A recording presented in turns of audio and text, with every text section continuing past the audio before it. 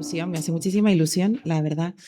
Bueno, primero gracias al GET, a Pascual, Silvia, Manu, al equipo técnico que están allí, los chicos, y bueno, y a José también y a mi compi Alberto por haber organizado esta jornada, este workshop, este primer workshop, el primero de muchos, esperemos.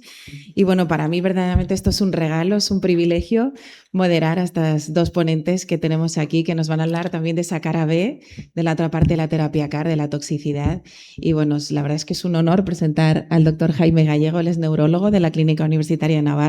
Le agradezco muchísimo que esté aquí, que además contestó rapidísimo un sí y es muy de agradecer, que nos va a hablar de esa toxicidad que ya adelantábamos ayer distintos estudios de la neurotoxicidad tardía del non-ICANS y bueno, es un privilegio tenerle aquí.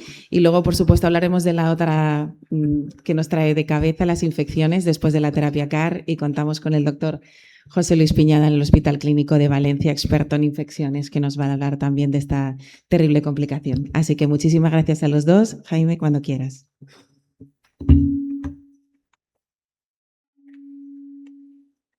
Bueno, muchas gracias. El agradecimiento es el mío por la invitación, Anabel, Alberto, y por la asistencia. Es un placer estar aquí.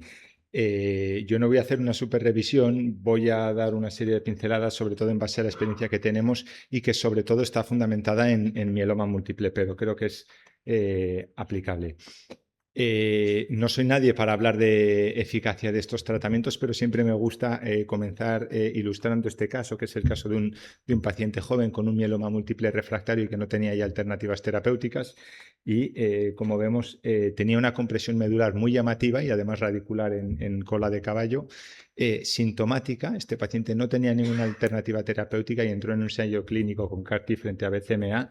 2-3 días después del tratamiento empezaron a mejorar los síntomas y un mes después vimos esa respuesta. Esto para un neurólogo es espectacular, es decir, que lo que están consiguiendo con estos tratamientos para nosotros también es maravilloso. Pero es verdad que como todo tratamiento nuevo, conlleva consigo una serie de toxicidades que por entonces eran desconocidas. Durante mucho tiempo se centró el foco en el síndrome ICANS, antes llamado síndrome CRES, y realmente todo lo que era neurológico se atribuía a ICANS.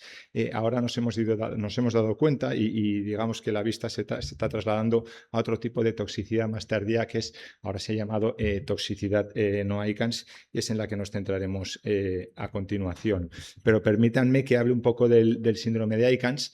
Yo entiendo el síndrome de ICANS como una encefalopatía inflamatoria relacionada con el tratamiento, asociada o no a crisis epilépticas, a signos o no focales, y más o menos grave según el producto que se emplee. Es decir, es más frecuente y más grave con CAR-T frente a CD19 que BCMA o GPRC5 de mieloma múltiple, que es en lo que más acostumbrado estamos nosotros.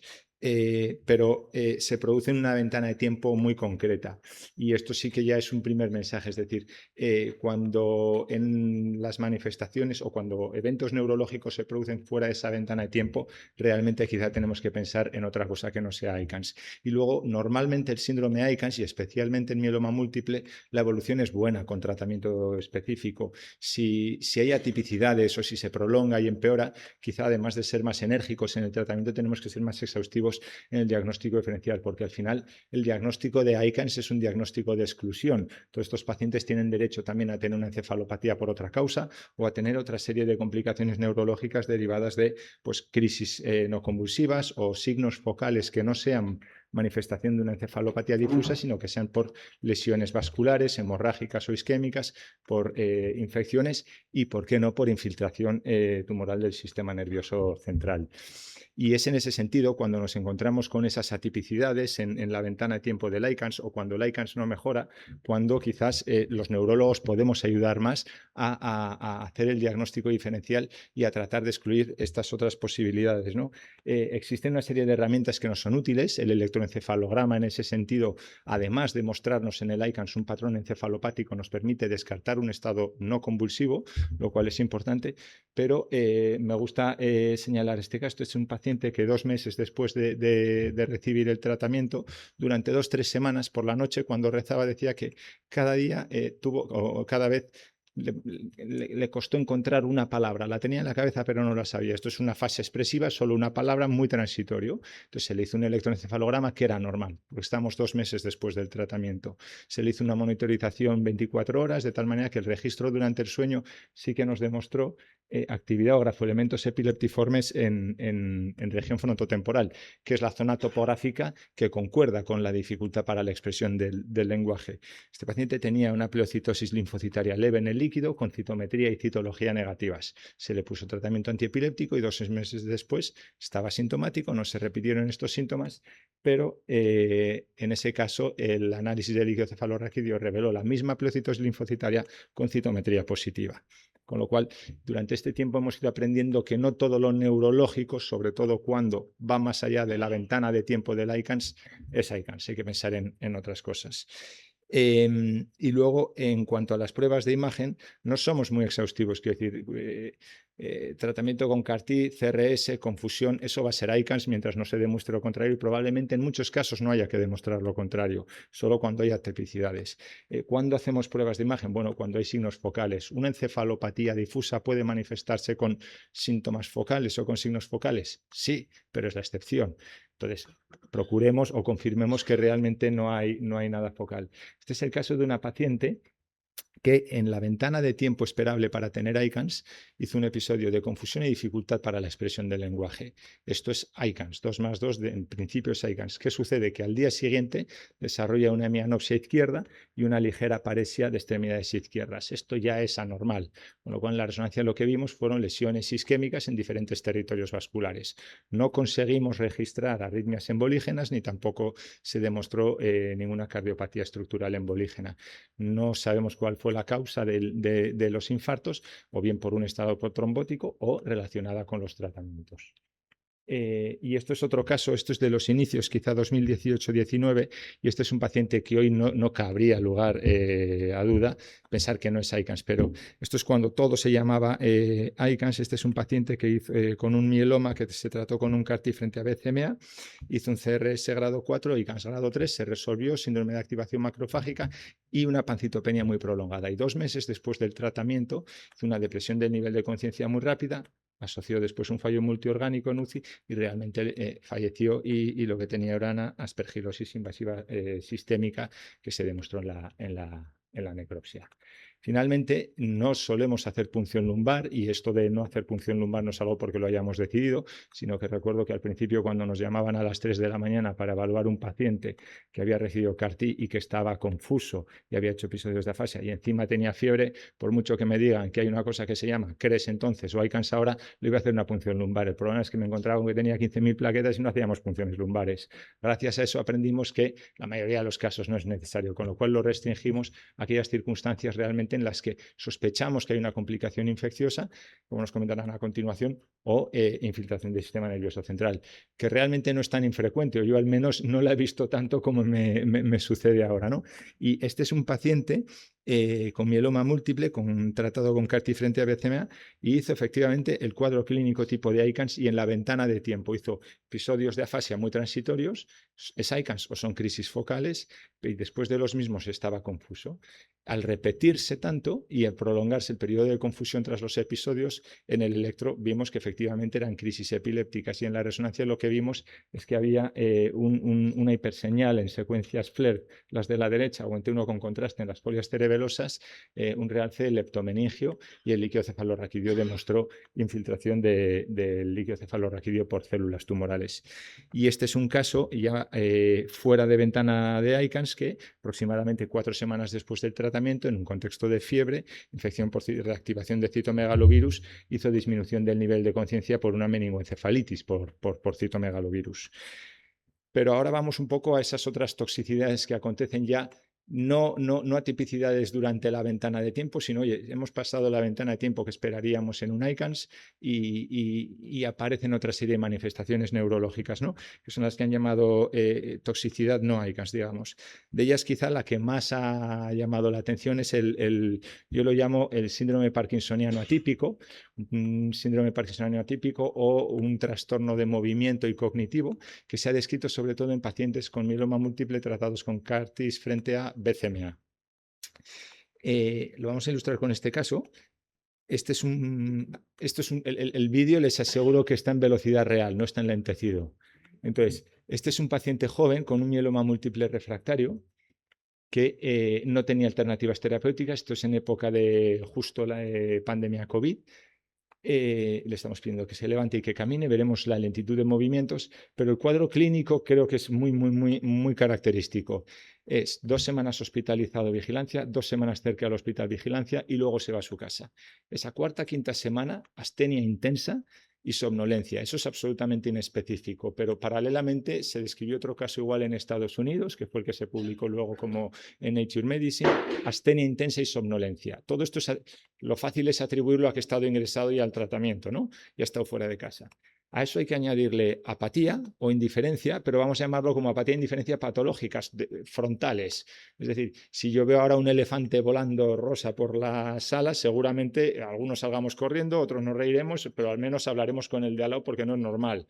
Estas personas se quedan quietas tan tranquilamente, es decir, es esa indiferencia patológica. Y lo tercero es lentitud de movimientos, hipoquinesia, que es lo que vemos en este caso. Vemos una marcha parkinsoniana, el paciente, si se han fijado, iba pasos cortos, encorvado hacia adelante. Aquí estamos pidiendo que haga movimientos de mayor amplitud y con la mayor velocidad posible. Y todo está como enlentecido.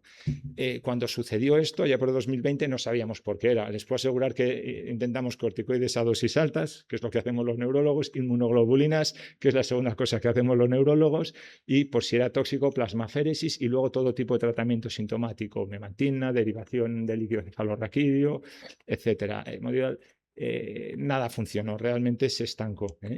Esta es la escritura del paciente antes de recibir el tratamiento y esto es cuando ya se instauró el cuadro clínico hacia la quinta semana. Hay una micrografía muy característica del parkinsonismo. Claro, cuando vemos esto es demasiado tarde. El analizar la escritura yo creo que no es tanto en la fase aguda para ver que hay una micrografía y entonces tienes un parkinsonismo. Creo que el temblor, que puede ser una primera manifestación de ICANS, es útil, etcétera. Pero cuando llegamos aquí es muy tarde. Este paciente le hicimos una resonancia magnética que se consideró normal, a día de hoy se puede considerar normal. Yo creo que podríamos hablar de una discreta hiperseñal en el caudado y el putamen bilateral, pero en una resonancia de alto campo los radiólogos dicen que esto a veces se ve. Le hicimos un PET cerebral y pudimos recuperar las imágenes de cerebro del PET de cuerpo entero que se había hecho para analizar la enfermedad tumoral y comparando en la imagen de abajo se ve que hay un hipometabolismo cortical frontal y sobre todo del estríado, que es el caudado y el putamen. Comparativamente. Esto explica el cuadro clínico, la hipocinesia y la rigidez que tiene este paciente y la apatía frontal, digamos. Hicimos un PET con levodopa y vimos que el PET con levodopa es normal. Esto quiere decir que estos pacientes no tienen denervación dopaminérgica.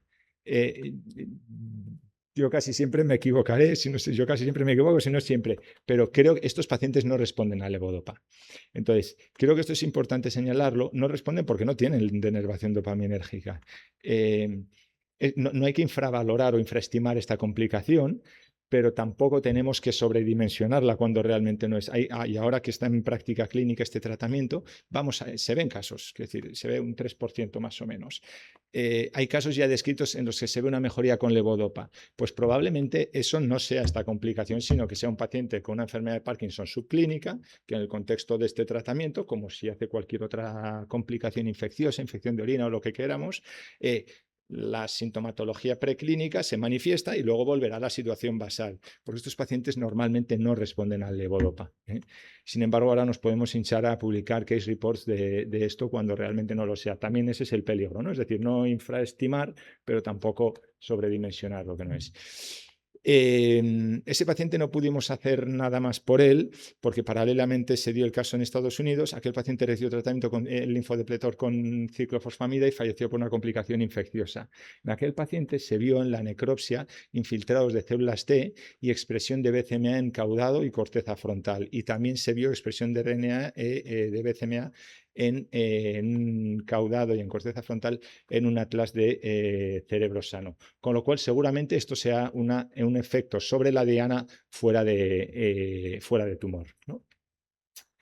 Se buscaron factores de riesgo en el programa CARTITUDE-1 que pudieran facilitar esta complicación. Se vio que la carga tumoral alta, las reacciones inflamatorias previas y sobre todo el pico y persistencia de los CAR-Ts era un factor de riesgo y se establecieron estrategias de mitigación, la terapia puente, que es fundamental, y luego el manejo precoz del CRS y del ICANS y sobre todo extender la vigilancia para estar atentos al acontecimiento de estos problemas. Lo de vigilar la escritura está muy bien. Si yo les enseño, este es un paciente que, estas imágenes de hace un mes más o menos, en el día más 28 tiene una micrografía. Ojo, tranquilidad, porque basalmente este paciente ya la tenía. No tiene la enfermedad de Parkinson y además él lo decía, escribo muy pequeño, siempre lo he hecho, he tenido muy mala caligrafía. Con lo cual tenemos que ser también justos y tener cuidado con las evaluaciones. Pero sí que es cierto que en el mismo programa CARTITUDE se vio ya una disminución de la incidencia de esta complicación de un 6 a un 1% más o menos con la implementación de estas medidas, de las cuales la más importante es la terapia puente y luego la monitorización de los linfocitos, ¿no? Los pacientes que no responden a terapia puente son los que más riesgos tienen de hacer estas complicaciones no ICANS. Y luego ya está en ficha técnica también que si entre los días 7 y 14 hay de más de 3.000 linfocitos en sangre periférica, se ponga corticoides para tratar de reducir esa linfocitosis. Y eso también se asocia a menor riesgo de complicaciones de este tipo no ICANS. Entonces, en definitiva, lo que hay que hacer es un reconocimiento precoz para tratarlo precozmente. Corticoides, si no, no esperemos mucho, ciclofosfamida y sin otras alternativas. El Grupo de Chicago ha descrito buenos resultados con quimioterapia intratecal. Yo no tengo tan claro, pero que yo no lo tenga tan claro no quiere decir nada, pero yo no tengo tan claro que solo la quimioterapia intratecal valga, porque nos vamos a cargar solo los linfocitos que están nadando en el líquido cefalorraquídeo. Además, no va a entrar mucho más allá de 1 milímetro en el parénquima cerebral y los que están en sangre no van a seguir entrando. También era muy escéptico, pero debo reconocer, la Semana Santa del año pasado, recuerdo, justo miércoles santo, un paciente se fue de alta con el tratado con CAR-T frente a BCMA. Después de 3 semanas de ingreso, no fueron 2 sino 3 por otros motivos, y era un viernes el alta y el lunes volvió el paciente. ¿Por qué? Lo trajo su esposa porque decía que estaba apático.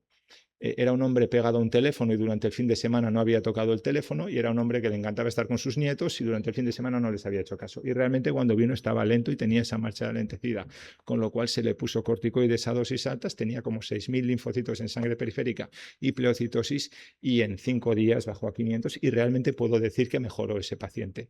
Se resolvió. Entonces, quizá el daño que esté hecho no lo podamos recuperar, pero sí podemos prevenir que se haga más daño y no llegar al caso que les he enseñado. Y luego, como decía antes, no todo va a ser este parkinsonismo atípico. Este es un paciente que nos mandaron en el día más 21 porque tenía temblor. Ojo, el paciente que les enseñaba antes no tenía temblor. El temblor de este paciente era un temblor de acción y postural. Y cuando le interrogas te dice, hombre, en alguna ocasión, cuando he estado muy nervioso, he podido tener temblor y en mi familia hay ese tipo de temblor. Eso es temblor esencial. Es verdad que este paciente tenía una reacción... Ay, no se ve la resonancia en medio. Tenía como una hiperseñal en flare cortical y luego en el cuerpo calloso se ve como una hiperintensidad que luego desapareció, tenía una discreta pelocitosis. Esto es reacción inflamatoria por el tratamiento, pero no es una enfermedad de Parkinson, ese temblor de acción y postural. Y se resolvió todo en pocos días. Eso es la reacción inflamatoria que muchas veces es asintomática. Y luego esto no tiene nada que ver con lo que estoy hablando, pero lo hago a modo también de, ojo, pues porque esto me encanta, lo publico como case report de parkinsonismo asociado a ese anticuerpo biespecífico. Esta era una paciente con un linfoma que recibió ese tratamiento en el 2020 y casi un año después desarrolla este trastorno de la marcha. Entonces ya está, ya tengo un case report de parkinsonismo atípico tardío inducido por este tratamiento. ¿Vale? De la vuelta. Si se ve en la imagen de abajo, da la sensación de que hay cierta hidrocefalia y con cierta exudado transependimario, punción lumbar mejora apenas, drenaje, y esta es la marcha después del drenaje. De la vuelta de nuevo. Con lo cual no es un parkinsonismo. Ya puede dar la vuelta. Esa complicación existe, pero no todo es eso. Y ese es un poco el mensaje. Y ahora voy a pasar a otro tipo de toxicidad que quizá vamos a ver también con más frecuencia y se está describiendo con mucha frecuencia. Se publicó primero en el primer ensayo con CAR-Ts frente a GPRC5D, se describían 2 pacientes que tuvieron un síndrome cerebeloso leve. Nosotros con un biespecífico frente a esa misma diana, había una paciente que después de un año la vimos en neurología porque ya tenía una enfermedad de Meniere, lo cual complica las cosas. Yo iba hablando de, bueno, inestabilidad, mareo, mareo. La palabra mareo es bastante maldita, ¿no? Pero sí es cierto que la receta que hay escrita a la izquierda es antes del tratamiento y un año después escribe a la derecha otra receta, las dos igual de ricas, pero con la caligrafía diferente, ¿no? Es decir, no escribe exactamente igual. Esto es como un síndrome, yo diría tronco bulbo cerebeloso. Se ha visto que GPRC5D se expresa en bulbo y también en cerebelo. Y esto es, como hablaba la Al paciente. caminar. Pues noto al caminar que me falta fuerza, que si me voy a caer, se me doblan las piernas, pero salgo todos los días a caminar. Entonces, Falta de equilibrio. esto es una disartria cerebelosa, yo creo que también tiene un componente espástico, por eso del tronco, y una ataxia sobre todo de tronco. Esto es un síndrome probablemente atribuido al tratamiento. Claro, descartamos todas las posibles causas de síndrome cerebeloso. Al no encontrar causa, se le suspendió el tratamiento con biespecífico y lleva 2 años después, ahora es 3 años después, está libre de enfermedad. Y desde el punto de vista clínico neurológico no ha empeorado, sino que se mantiene Miguel Ángel, igual. precioso, Mejor, precioso, lo he estado leyendo y no me lo creo. Esto es 2 años después del tratamiento. Pero han puesto todo, sí. Se ha descrito ahora, hay un paper con biespecífico frente a GPRC5D donde describen 5 casos y entonces han decidido llamar al síndrome como síndrome de mareoataxia y se dice, bueno, ante cualquiera de estos síntomas suspendamos el tratamiento porque realmente viene bien suspender el tratamiento, lo hemos visto, un CAR-T no lo podemos hacer o podemos hacer linfodepleción, ¿no? Pero claro, ojo, suspender un tratamiento frente a un síntoma que es mareo decía antes que es una palabra maldita, cuando en neurología viene un paciente a consulta y nos dice, ¿qué le pasa a usted? Que tengo mareo. Pues entonces ya empezamos a tirar del listado de posibles causas de mareo, ¿no? Entonces, ojo, pero sí, ataxia, disartria, etcétera, sí que hay que considerarlo. Y esto es mucho más reciente. Esta es una paciente que ha recibido CAR-Ts frente a GPRC5D y que no tiene disartria, no tiene dismetría en extremidades, pero tiene esta ataxia. Con corticoides e inmunoglobulinas dice que mejoró un poco, pero al seguir empeorando, le hemos puesto la semana pasada ciclofosfamida, ya no sabremos si estamos a tiempo o no, si mejorará o no. Perfecto, vamos a dar otra vuelta. Pero esto es lo que podemos ver también con CAR-Ts frente a esta diana. Y luego ya pasó a las parálisis faciales, la afectación de pares craneales, la más típica es la parálisis facial. Esta es más típica en jóvenes, es más típica en pacientes que han recibido pocas líneas previas de tratamiento y que están, por tanto, inmunológicamente quizá más en forma, pero realmente son muy similares a las parálisis faciales idiopáticas. Y con dosis bajas y cursos cortos de corticoides, de 10 días de tratamiento con prednisona, igual que una parálisis de Bell, normalmente se resuelven. También hay parálisis de Bell catastróficas o idiopáticas catastróficas que queda luego una parálisis facial secuelar, ¿no? Pero normalmente podemos estar tranquilos. El mecanismo de esta complicación, a diferencia de los anteriores, no está bien claro. No será probablemente un efecto del CAR-T sobre la diana, porque no se expresa esa diana en nervio periférico. Lo que se dice, igual que en las neuropatías periféricas, es que puede ser más una reacción, la reacción inflamatoria en la cercanía del nervio, la que produzca la afectación del mismo. Igual que en las neuropatías periféricas, que se han descrito con CAR-T frente a CD19 y sobre todo también con algunos biespecíficos más que CAR-T frente en mieloma, sobre todo el ranatamab. Aquí estamos viendo caminar al paciente, parece que es una marcha normal, en realidad se le caen un poco los pies y lo vemos porque cuando le pedimos caminar de talones no es capaz de hacerlo. Estas neuropatías no son las neuropatías sensitivas axonales típicas de neuropatías inducidas por quimioterapia o por inhibidores de proteasoma, sino que suelen tener un componente motor y a veces desmielinizante, y eso es lo que nos lleva también a tratarlas como si fueran un síndrome de Guillain-Barré. Algunas tienen una presentación mucho más típica del Guillain-Barré, la debilidad ascendente, ¿no? Pero otras son así como neuropatías muy periféricas y distales, y el tratamiento lo hacemos es corticoides e inmunoglobulinas, normalmente con estabilización, pero no terminan de de mejorar en algunos casos. Y acabo ya con dos imágenes de otras complicaciones. Una es infecciosa, tiempo después, estos son 2 pacientes de segunda opinión de CAR-T frente a CD19 con una pancitopenia muy prolongada, y esto es 3 años después del tratamiento. Este paciente hizo una LMP. Lo de la derecha es una mielopatía, una mielitis que ha acontecido durante la primera semana después del tratamiento con CAR-T. Es verdad que ahí el paciente tuvo una infección al mismo tiempo por COVID y por citomegalovirus, con lo cual, si esto es una mielitis por el tratamiento inflamatoria asociada a la inflamación sistémica o parainfecciosa o infecciosa, tampoco está muy claro. Y finalmente, acabo diciendo que es fundamental la colaboración entre centros y equipos, intrahospital, entre los diferentes equipos. La verdad es que los hematólogos, los neurólogos nos llevamos muy bien, porque los hematólogos sois gente estupenda, y los neurólogos los hay más raros, pero algunos somos majos también. Y luego diría, entre hospitales también, esto no es solo cuestión de centro CAR-T, está muy bien lo de los centros CAR-T, pero esto es centro de referencia. Digo referencia, no derivador, el centro de referencia para el paciente, porque estas complicaciones muchas veces se van a ver en el centro de referencia del paciente. Es muy importante la comunicación centro CAR-T, centro de referencia, eso es fundamental, ¿no? Y luego, y esto lo han hecho ustedes, quiero decir que la terapia puente, el disminuir la carga tumoral es fundamental.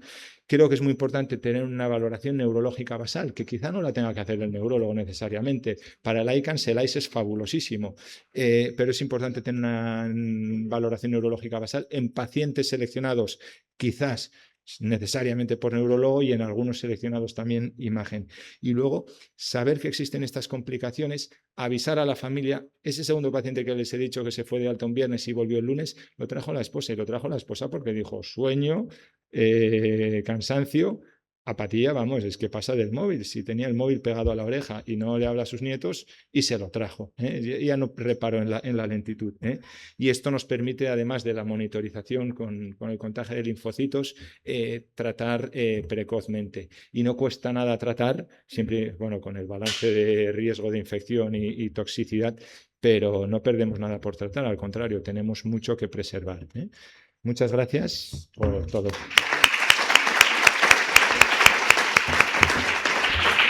Muchísimas gracias, Jaime, por esta excelente presentación. La verdad que ha sido espectacular. Muchas gracias. Y bueno, has acabado con un último caso que viene muy a colación con lo que nos va a contar el doctor. Haremos las preguntas también al final, copiándonos un poco de nuestros compañeros del primer simposio, y bueno, con lo que nos va a contar el doctor Piñana acerca de las infecciones relacionadas con la terapia CAR-T. Bueno, muchas gracias a Anabel y a todos los organizadores por haberme invitado. La verdad es que la charla de Jaime se me ha quedado corta. Yo quería más. O sea que muy bien, muy interesante. Bueno, vamos con la parte de infecciones, que es una de las complicaciones más relevantes, o sea, más frecuentes en hematología en general, y en CAR en particular, pues también no es diferente. Estos son los conflictos de interés. Este es el índice. Voy a seguir durante la sesión. Vamos a revisar lo que son los factores de riesgo de inmunosupresión en función del tipo de producto, tipo de infecciones, la incidencia, la severidad, luego cómo hay que hacer el screening y la profilaxis. Y luego ya iremos con el tratamiento, y ya por último monitorización ya posterior y vacunación. Bueno, cada producto CAR tiene una diana, y esto evidentemente hace que las consecuencias de ese on target of tumor pues sea diferente en función del tipo de CAR que se utilice, con lo cual el tipo de inmunosupresión de cada producto CAR difiere, no es exactamente el mismo. En esta situación, pues el CAR anti-CD19 va dirigido contra el linfocito B más maduro, pero produce secundariamente una hipogamaglobulinemia, pero preserva muchas de las células plasmáticas, con lo cual un porcentaje de pacientes va a mantener todavía la cifra de gamma-globulina es estable. En cambio, el anti-BCMA, este producto pues, va a ir contra las plasmáticas y los plasmablastos, produciendo ya una hipogamaglobulinemia mucho más profunda. Además, es que la desplasmatización es casi total y muy duradera. Por lo tanto, pues habrán ciertas infecciones que serán más incidentes en este producto con el BCMA en comparación con el anti-CD19, y esto lo tenemos que conocer y saber de cara al manejo posterior de estos pacientes y a la monitorización. Esta es una imagen que resume las diferencias entre el BCMA y el anti-CD19. Como veis en el CAR anti-CD19, pues interfiere más en la célula B madura, mientras que el BCMA pues, anula la posibilidad de que la plasmática acabe madurando y acabe fabricando anticuerpos. Reconstitución inmune después de un CAR, pues es lenta. Esta es un metaanálisis y una revisión sistemática de todos los estudios que han analizado la reconstitución inmune de linfocitos T, linfocitos B, inmunogamaglobulinas, y como veis en la parte de vuestra derecha, pues al año, entre un 30 y un 60% de los pacientes todavía va a presentar una linfopenia TCD4, va a presentar una gamma-globulinemia, también una hipogamma-globulinemia y una linfopenia B. En cuanto a linfocitos T y NKs, la reconstitución no es tan diferente entre un CD19 y un BCMA, básicamente porque no son el target del producto CAR, es más enfocado al linfocito B, las diferencias. Y como curiosidad, pues si hay una linfopenia B, que es el reservorio del Epstein-Barr, pues va a ser poco probable que tengamos un linfoproliferativo post-CAR. Estos son los factores de riesgo de infección en los productos anti-CD19, que como veréis son muy similares los factores de riesgo para hacer infección con los del BCMA. No voy a listarlos todos. Aquí tenéis los del BCMA también y son casi un copy-paste. Son los mismos factores de riesgo para ambos productos para hacer infecciones. Llamar la atención sobre el CAR hematotox, que es algo que ya manejamos a diario en pacientes que nos ingresan y que básicamente está basado en la reserva medular, neutrófilos, plaquetas, hemoglobina y en la inflamación, ferritina, PCR.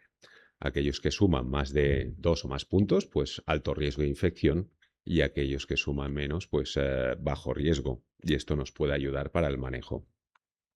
En este estudio pues, se demostró que el CAR hematotox era un factor de riesgo para infección, y también el uso de corticoides y la neutropenia duradera de más de 14 días que no estaban recogidos, sobre todo los corticoides, en el CAR hematotox. Con lo cual esto hizo pues, intentar mejorar el CAR hematotox y se incorporó la procalcitonina de forma dinámica, sumándole puntos, y el punto de corte para alto riesgo pasó de 2 a 5, y con esto vieron que aquellos que tenían más de 5 puntos, porque la elevación de la procalcitonina les cambiaba en el grupo de riesgo, pues había una diferencia clara en la incidencia de infecciones de más de un 50% a menos de un 10% de infecciones durante los primeros 30 días.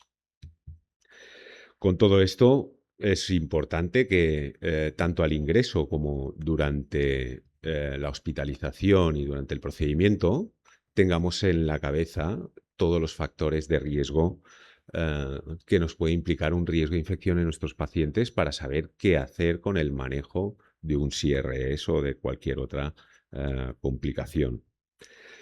Las infecciones son muy frecuentes en los pacientes, aunque quizás menos frecuentes que en el trasplante alogénico, lo son más que en el trasplante autólogo, y van de un 10 a un 30% de incidencia de infecciones grado 3 o más. En cuanto a productos, parece que el Brexucel, y esto probablemente se deba a la patología, es el que más incidencia de infecciones tiene reportada, seguidas de T-Saxi, que van un poco de la mano, o sea, seguidas quiero decir, de Hidacel y Ciltacel, seguramente por la patología, por mieloma, y ya como último TISA y el Axicel. Probablemente estas diferencias se deben al tipo de tratamiento, o sea, al tipo de enfermedad que estamos tratando con el CAR. El timing de la infección pues es importante, y en función de en qué momento estemos del CAR van a predominar unos agentes infecciosos u otros, ¿no? En el periodo precoz de neutropenia pues vamos a tener un predominio de las bacterias, aunque también los virus serán importantes, y también los hongos. Según nos vamos desplazando del CAR, pues las bacterias van perdiendo fuelle, los hongos también, y van ganando los virus. En función del tipo de producto, como veis en esta revisión, pues las infecciones cuando utilizamos productos anti-CD19 son más precoces que en los BCMA. En los BCMA son más tardías, o sea que es cuando se va el paciente de alta, y es cuando quizás están a más riesgo de hacer infecciones, y es donde hay que estar mucho más encima. Y además el perfil de los agentes infecciosos también varía. En el BCMA hay un predominio claro de las infecciones por virus y reactivaciones virales. Este trabajo viene a apoyar esta cinética de infecciones. Como veis en las barras, pues la infección viral va subiendo, mientras que la bacteriana la tendencia es a bajar, y la fúngica también baja un poco. Esta es una revisión donde incluyen todo paciente que recibe un producto CAR, independientemente si es anti-CD19 o BCMA, y describen todos aquellos que han hecho un evento infeccioso. Más del 50% hacen un evento infeccioso, que lo que habíamos visto reportado en los ensayos clínicos era entre un 10 y un 20-30%. Pues bueno, al final más de la mitad de los pacientes van a hacer una complicación infecciosa. Y en este estudio, pues bacterias y virus están empatadas. El tipo de infección, este estudio en vida real, pues vuelve a apoyar que en función del momento en el que se encuentre el paciente, en los primeros 30 días o del 30 al 90 más allá, pues el tipo de infección varía, y esto es algo que hay que tener en cuenta a la hora de instaurar tratamientos empíricos de cuando estamos delante de síntomas, ¿no? Cuanto al BCMA, pues también hay estudios que analizan el tipo de infección, y como veis aquí en este estudio, las infecciones por virus respiratorios ganaban de goleada en estos pacientes, seguidos de las bacterias.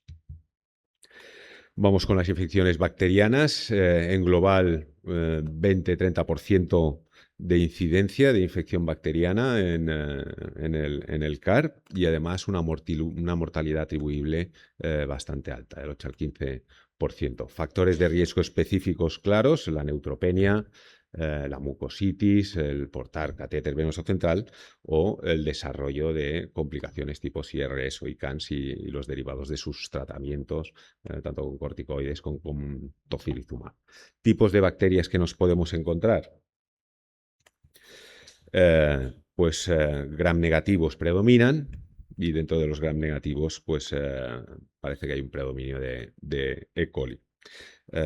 Los gram positivos son también importantes, y sobre todo estafilococo y ligado a catéter. Virus son también muy frecuentes, predominan sobre todo después de día 30, o sea, cuando ya el paciente se va de alta. Factores de riesgo es la aplasia B y la hipogamaglobulinemia. Generalmente las infecciones virales vienen dominadas por los virus respiratorios, y esto pues tiene su estacionalidad, con lo cual no es lo mismo que un paciente se realice un CAR en verano que en invierno, pero ojo también con las reactivaciones de los virus herpes, en concreto del CMV, en el cual todavía no sabemos cómo manejarlo.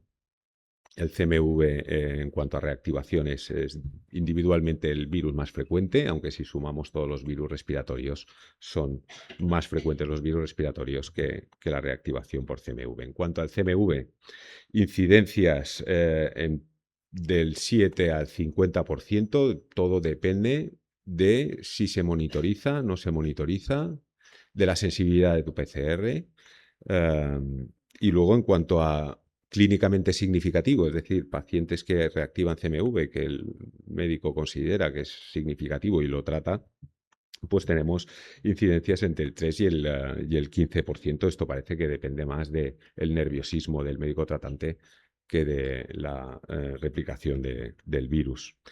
Sí que podemos afinar un poco más con el CMV, por ejemplo, midiendo la inmunidad celular T antes del CAR. Aquellos que tienen linfocitos T frente a CMV, que tienen inmunidad, van a reactivar mucho menos CMV que aquellos que no lo tienen, obviamente, y esto nos podría ayudar a no monitorizar a esos pacientes para no ponernos nerviosos y no utilizar tratamientos que también tienen su toxicidad. En este estudio, nosotros en nuestro grupo también lo vimos, que aquellos que tenían una inmunidad pre-infusión, pues reactivaban menos CMV que aquellos que no la tenían.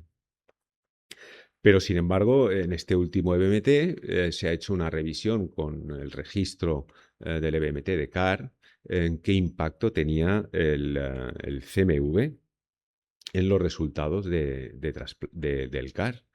Y con 1.400 pacientes incluidos, se ha visto que la infección por CMV estaba relacionada con mayor mortalidad, mayor recaída, progresión y menor supervivencia. Esto nos puede poner un poquito nerviosos pues sí que tiene importancia el CMV. Ahora, no sabremos si esto es una causa, una consecuencia, un marcador subrogado de inmunosupresión o de que los pacientes estaban claramente en peor situación al CAR. Pero bueno, esto es el mensaje que de momento se ha lanzado y esto nos va a obligar a investigar mucho más en qué implicación tiene el CMV en los resultados de la terapia CAR. En cuanto a herpes simplex, zóster y herpes 6, pues bueno, el herpes simplex, cuidado cuando paremos el aciclovir. La profilaxis se tiene que realizar con aciclovir entre 3 y 6 meses en seropositivos. Hay algún episodio de neumonía por herpes simplex reportado, pero son anecdóticos. El zóster, pues lo mismo. El zóster, todavía no sabemos qué hacer con la vacuna del zóster, cuándo es el mejor momento de administrarla, cuándo parar el aciclovir después de administrar la vacuna. En fin, esto es una incógnita que con los datos de seguimiento más a largo plazo y en este sentido hay un estudio en el GET que podría aportar más luz a esto, pero sí que hay casos de zóster, de reactivación de zóster después de la suspensión del aciclovir, con lo cual es avisar al paciente y a la mínima de cambio que tenga signos de zóster, pues iniciar tratamiento precoz. Luego el herpes 6. El herpes 6, cuando se monitoriza, pues un poco como el trasplante alogénico, es muy frecuente, pero no se sabe qué hacer con él, no parece que tenga ninguna implicación en los resultados. Por lo tanto, pues bueno, queda en el ámbito de investigación y no se recomienda nada no hacer nada con ellos. Infecciones fúngicas, básicamente Cándida y Aspergilosis son los que predominan. De momento no hay repos de fungemias de brecha. Factores de riesgo, pues la avanzada, el número de líneas previas, el estado de inmunosupresión previo, trasplante alogénico previo y se han recibido ya corticoides. En estos casos y durante la neutropenia sí que se recomienda hacer profilaxis, que luego veremos. Las infecciones fúngicas, como veis en este estudio, pues las más frecuentes ambos, Candida y Aspergillus. Un dato sobre el papel de la punción lumbar cuando se realiza de forma sistemática sin una sospecha firme de infección en el sistema nervioso central, y es que no aporta nada desde el punto de vista infeccioso en esta serie. Pues los franceses realizaron de forma sistemática, no con sospecha de infección, sino de forma rutinaria, punciones lumbares a los pacientes que desarrollaban ICANS. A la mitad de los pacientes que desarrollaron ICANS les hicieron punción lumbar. No encontraron ningún patógeno. Por lo tanto, si es para despistaje de infección en el sistema nervioso central, quizás se requiera una sospecha más firme por imagen antes de someter a los pacientes a procedimientos invasivos, agresivos, aunque seguros, porque en nuestras manos, pues bueno, tenemos mucha experiencia en hacer PLs en pacientes trombopénicos, pero cuidado. Las infecciones suponen la mitad de la mortalidad de los pacientes que reciben un CAR, y esto pues vuelve a poner en el foco que las infecciones no es algo que sea de otra especialidad, sino que afecta a nuestros pacientes directamente, impacta en el resultado de los procedimientos que hacemos y, por lo tanto, tenemos que saber manejarlas, saber hacer el screening, saber hacer la profilaxis, saber qué estamos tratando y utilizar adecuadamente los antibióticos más apropiados. No podemos depender de un teléfono y llamar a un infectólogo para que nos diga qué hacer. El hecho de que un paciente haga una infección grado 3 o más tiene un impacto directo en la supervivencia. Se mueren más. Y esto se ha reportado en todas las áreas de la hematología. Vamos con el screening preadmisión en un programa de CAR, pues solemos hacer las mismas serologías que en el pretrasplante. Pues los virus herpes, virus VIH, hepatitis B y C, serología CMV, en fin. Es muy similar a la que se hace, a la que se recomienda en el trasplante tanto autólogo como alogénico, con algunas excepciones en función de la endemia. Sí que desde el grupo hicimos unas recomendaciones de profilaxis y que son de lo que más citado hay en la literatura cuando se habla, cuando se publican cosas de infecciones en CAR, y esto es pues, algo que nos tiene que poner contentos. Las recomendaciones son estas para hacer profilaxis bacteriana, viral, y antifúngica y frente a neumocistis.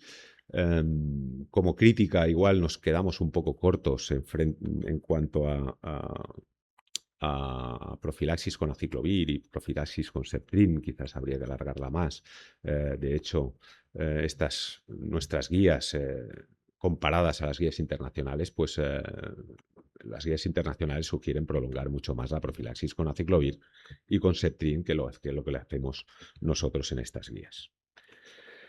Resumiendo lo que es la profilaxis, pues recomendamos quinolonas cuando hay neutropenia, fluconazol también cuando hay neutropenia hasta recuperación de más de 500. Si hay factores de riesgo adicionales, corticoides o neutropenia de larga duración o unicans que requiera más inmunomoduladores, pues ya recomendamos hacer profilaxis frente a hongo filamentoso.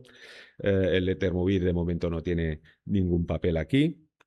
El Septrin, según las guías internacionales, de 6 meses a 1 año, y aciclovir lo mismo, 6 meses o 1 año o más de 1 año si en caso de que persista una inmunosupresión grave y si hay una hepatitis B o el paciente ha pasado una hepatitis B, un core positivo, pues sí que hacer profilaxis mínimo 1 año del procedimiento. En cuanto a la profilaxis antifúngica, pues tiene que ser adaptada al riesgo. No se recomienda hacer una profilaxis frente a hongo filamentoso de forma generalizada, solo en aquellos casos que hagan el CRS o el ICANS que requiera un tratamiento más inmunosupresor o más intensivo, que en ese caso sí que las guías recomiendan el hacer tratamiento de profilaxis frente a hongo filamentoso con triazoles. Tratamiento antimicrobiano, esto es uno de los problemas que tenemos a diario. Es paciente que ingresa, hace el CRS, todavía no está neutropénico, tiene fiebre y empezamos ya con un antibiótico de amplio espectro que cubre pseudomonas. Bueno, igual no es lo que tenemos que hacer. De hecho, nosotros en nuestro centro ya lo hemos cambiado y paciente que no está neutropénico, que hace CRS, sí que ponemos una quinolona. Lo que haríamos como profilaxis si estuviera neutropénico, que posiblemente ni lo estemos haciendo bien y no tendríamos ni que poner antibiótico, pero para no ser tan radicales, hemos desescalado de un betalactámico a una quinolona de tratamiento durante el CRS, durante la fiebre. Y si el paciente se queda febril, el CRS se queda controlado y se queda en una situación de neutropenia, no escalamos antibiótico, mantenemos el levofloxacino como tratamiento profiláctico de fondo, como queráis llamarlo.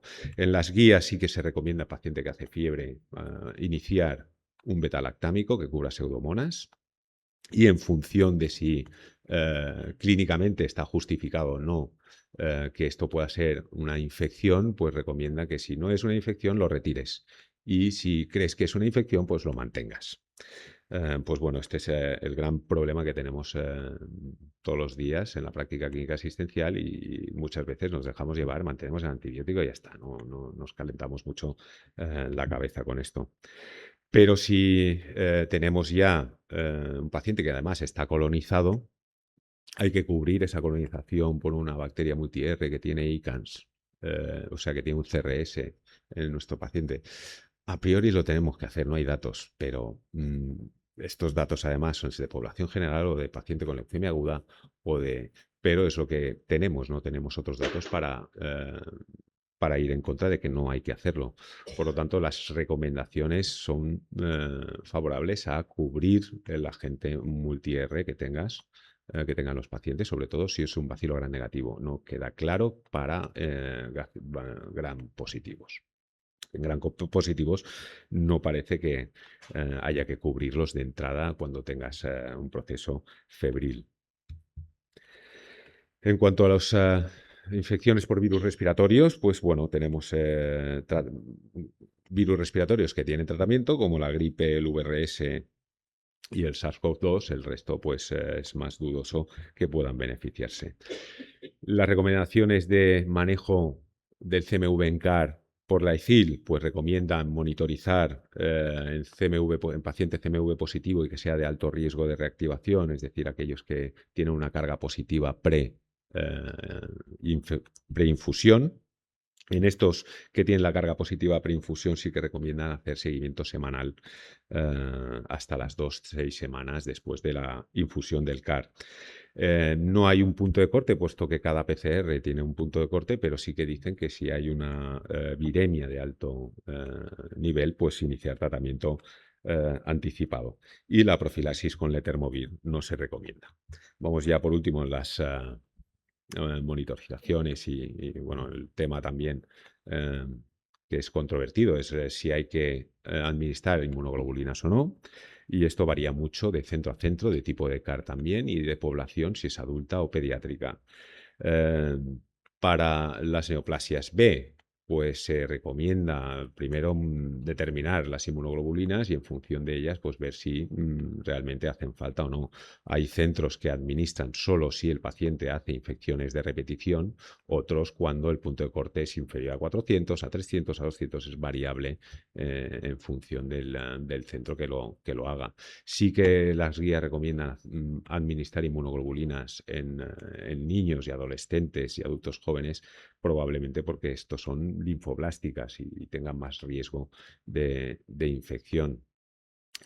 Sí que se recomienda tener un target, que es poner al paciente por encima de 600. En cuanto a la vacunación, pues esto sigue vigente. No queda claro cuándo empezar la vacunación en un paciente CAR, pero sin tener una evidencia que soporte estas recomendaciones, pues un poco de sentido común es lo que le metió el grupo de Seattle en estas recomendaciones, que es pues determinar la IgA. Parece que la IgA es un factor predictivo de respuesta a vacunas, respuesta humoral. Si tienes una IgA normal, pues vas a tener más probabilidades de responder. Si tus CD19 o CD20 en sangre periférica son más de 20 por microlitro, también aumenta las probabilidades de responder, igual que si tienes más de 200 CD4. Lo que sí que se recomienda es titular anticuerpos, o sea, la respuesta a la vacunación en aquellos que tienen baja probabilidad de responder, por si se pueden beneficiar de algún booster. Este es el calendario vacunal, no lo voy a comentar entero, lo tenéis ahí disponible, el último de las guías americanas. es, digamos, una extrapolación de lo que se hace en el trasplante halogénico. Y esta va a ser la guía que se va a actualizar en la ECIL 11, seguramente estará disponible a finales de este año. Ya como conclusiones, pues nada, las complicaciones infecciosas son muy frecuentes. Los anti-BCMA parece que tienen un aumento en el riesgo de las infecciones. Es importante tener en cuenta los factores de riesgo, que pueden ser dinámicos. El CMV todavía no sabemos qué hacer con él, igual que las gamma-globulinas, y sí que parece que haya que vacunar a los pacientes. Lo que no sabemos es todavía cuándo, cómo y con qué. Y con esto ya acabo. Muchas gracias. Muy bien, muchas gracias, José Luis, por esta excelente presentación y revisión de las infecciones después de CAR. Vamos un poco justos de tiempo, pero yo creo que para alguna pregunta, por supuesto, tenemos tiempo. En la sala. Vamos, Alberto, Ana.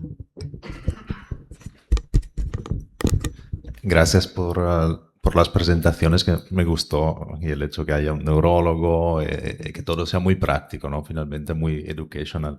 Entonces tengo unas preguntas por Jaime. En el momento, hablando de MNTs, ¿es necesario saber, bueno, o sea, comprobar que hay el CAR-T en el líquor de estos pacientes que desarrollan una MNT? Después, a nivel práctico, ¿cuánto mantienes la terapia con dexametasona antes de escalar a ciclofosfamida o otras terapias? Y este es el primer bloque de preguntas. Después, el problema que hemos tenido, bueno, que queremos abordar los próximos meses, un poco cómo organizarnos con los centros derivadores, porque, como tú deciste, son complicaciones que después se diagnostican, que aparecen en centros derivadores en la mayoría de los casos. Entonces, en tu centro, ¿qué estáis haciendo para adelantar un poco el diagnóstico de estas complicaciones en centros que tienen menos experiencia de un centro infusor? Respecto a la primera pregunta, efectivamente, si en el líquido cefalorraquídeo no hay pilocitosis, no hay CAR-Ts, creo que no será ese el diagnóstico. O sea, debería haberlo. Estos pacientes tienen un pico y una expansión en sangre y en líquido cefalorraquídeo. En cuanto al tiempo de tratamiento y cuándo pasará a ciclofosfamida, esa es una pregunta abierta, y realmente aquí el miedo es llegar tarde. Entonces, si en 5 días, una semana, y esto es ir súper rápido, si en una semana no vemos que hay una depleción de linfocitos en sangre periférica y no hay una mejoría, habría que plantearse escalar, siempre y cuando lo permitan las condiciones del paciente y sea seguro. Es muy rápido, una semana, muy rápido. Normalmente estas decisiones siempre se toman más tardíamente. Y luego, desgraciadamente, y luego en cuanto a la tercera pregunta, yo creo que la clave es avisar o sea, primero que los dos equipos de hematología lo sepan, y luego que la familia, los cuidadores, que estén al tanto, porque no es el paciente el que se va a quejar de esto, y es la familia la que se va a dar cuenta de ella y va a venir a comentarlo. Muy bien. Creo que Ana, por allí, también tenía una pregunta.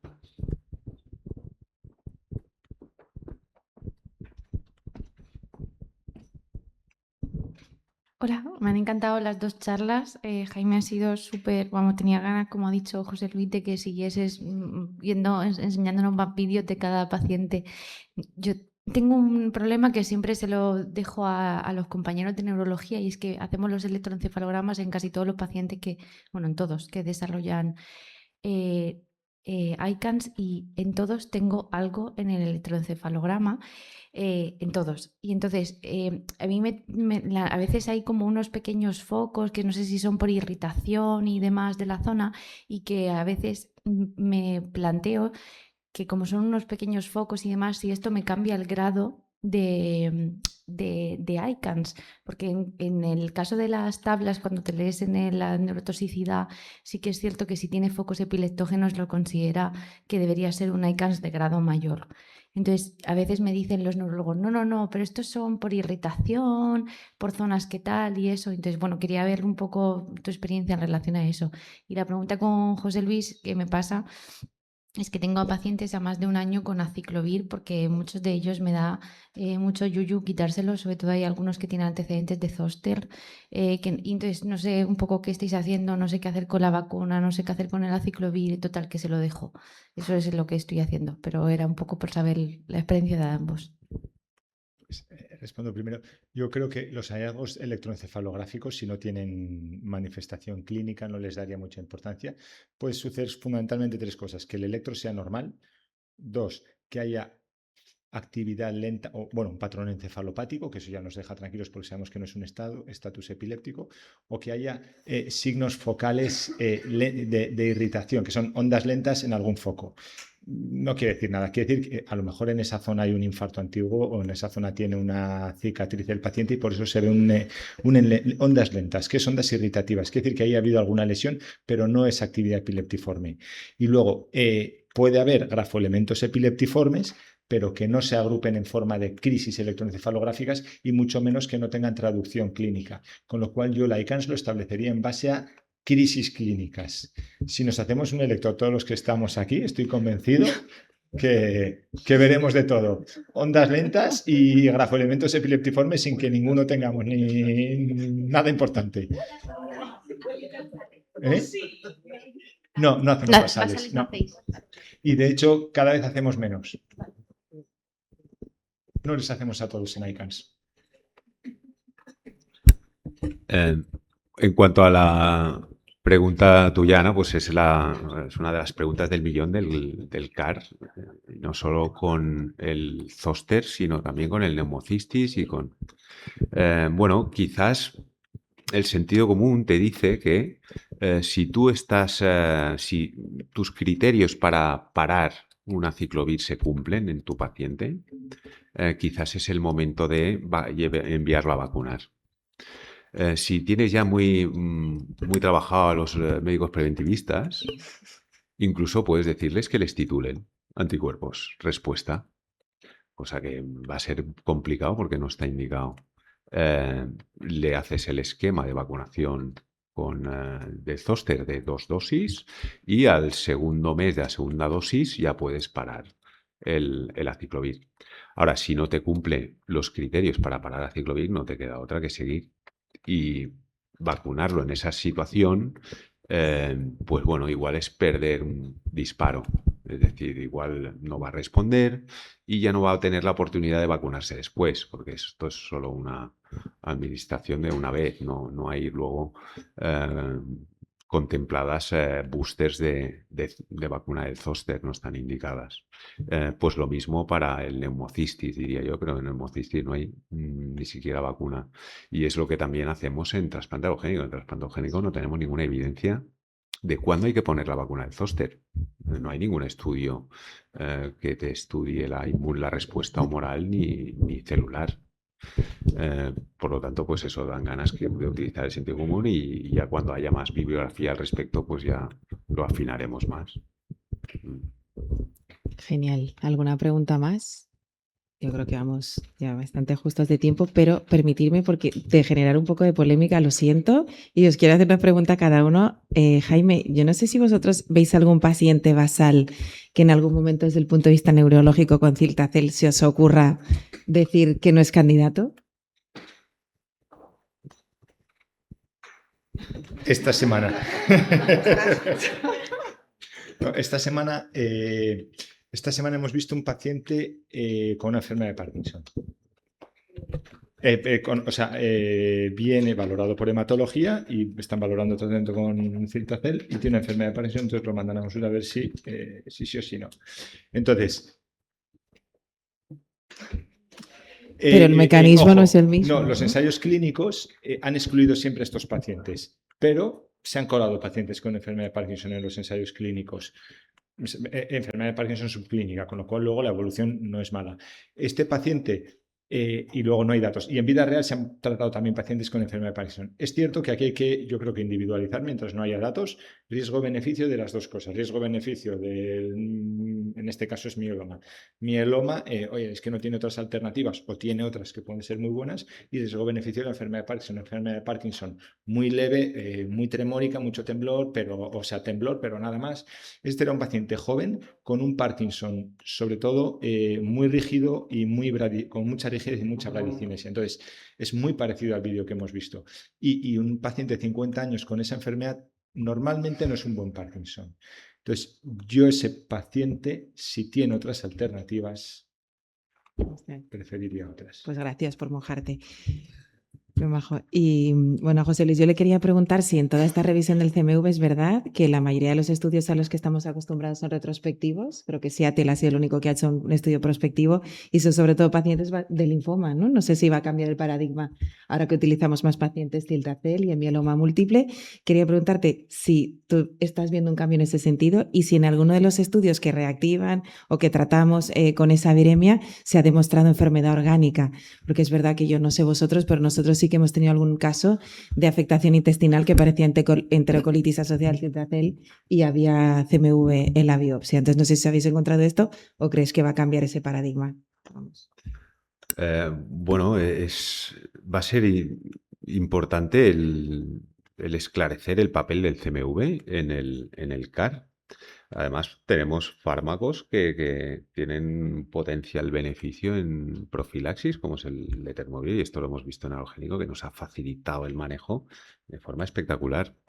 La enfermedad existe en CAR, cada vez hay más reports, pero es baja, es menos de un 2%, diría yo, de enfermedad por CMV. Además, no es tan grave como en el trasplante alogénico, o sea, la mayoría lo superan, aunque hay algún caso de encefalitis dramático, pero suele ser una incidencia relativamente baja sin hacer un manejo como el que se hacía en el alogénico, ¿no? De tratamiento anticipado tan frecuente.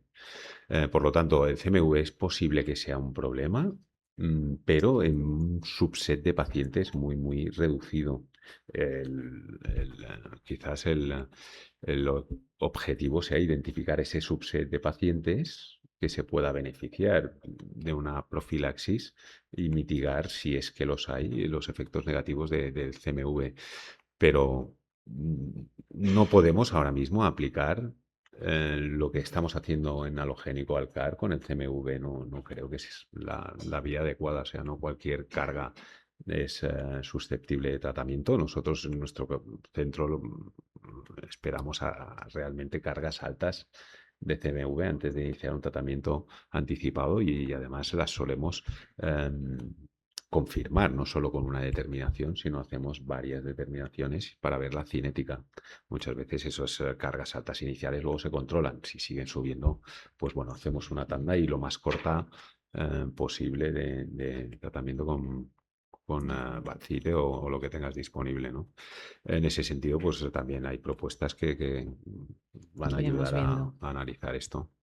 Genial. Perdóname porque me he acordado de otro caso. Vale. Nada, es muy rápido. Esta es una paciente que le valora hematología, todo en orden, la enfermedad de hematología pasa al ICE y tiene un ICE de 8. Entonces la mandan a consulta. A mí me sale un ICE de 7, da lo mismo, 7 u 8.